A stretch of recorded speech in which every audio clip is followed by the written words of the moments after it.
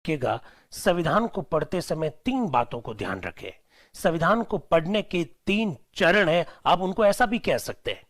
पहला चरण, आपकी क्या जाति है, आपका क्या धर्म है, आपकी कौन सी राजनीतिक विचारधारा है, आप कौन से क्षेत्र से आते हैं, आप कौन सी भाषा आप बोलते हैं। ये जो बातें हैं, उन बातों को दिमाग से निकालकर साइड में रखना है और इसके बाद में भारत के संविधान को पढ़ना है। आपको भारत का संविधान बहुत खूबसूरत लगेगा, इसकी मैं गारंटी दे सकता हूं।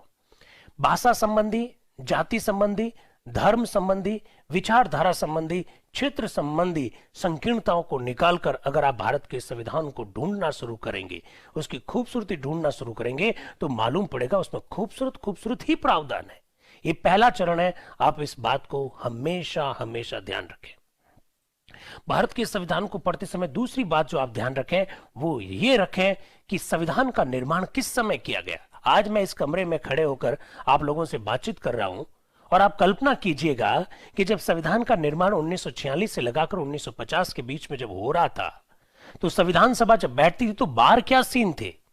देश विभाजन के कगार पर खड़ा था, देश का विभाजन हो रहा था, देश का विभाजन हुआ था, बाहर तलवारें चल रही थी, सांप्रदायिक दंगे हो रहे थे, देश कई सारे भागों में बटा हुआ था, लोग जाति धर्म की संकीर्णताओं से ऊपर नहीं आ रहे थे, अपनी अपनी जाति के इंटरेस्ट के लिए प्रयास कर रहे थे कि संविधान में उनके लिए विशेष प्रावधान कर दिया जाए।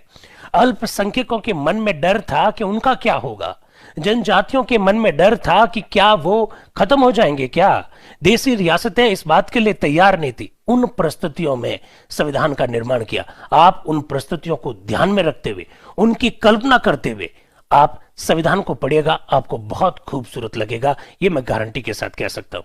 तीसरा चरण संविधान को समझने का है और वो ये है कि आप हमेशा ध्यान रखिए, भारत का संविधान का निर्माण के 3 उद्देश्य हैं।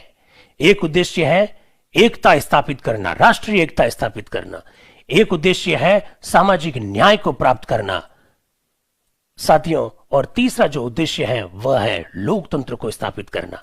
अगर तीनों उद्देश्य आपको मालूम है संविधान के, तो मेरे हिसाब से आपको कभी भी इस प्रकार के प्रश्न नहीं आएंगे मस्तिष्क में जो अक्सर किसी पार्टी के कार्यकर्ता दूसरे पार्टी के कार्यकर्ताओं से पूछते हैं।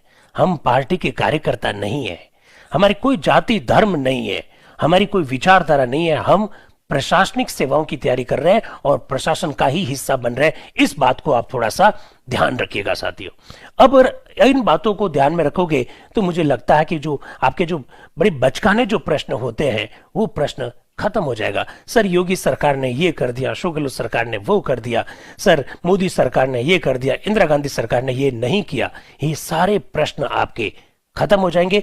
मस्तिष्क को खुला रखिए, विचारों को आने दीजिए, संविधान आपको खूब खूब खूब खूबसूरती से युक्त दस्तावेज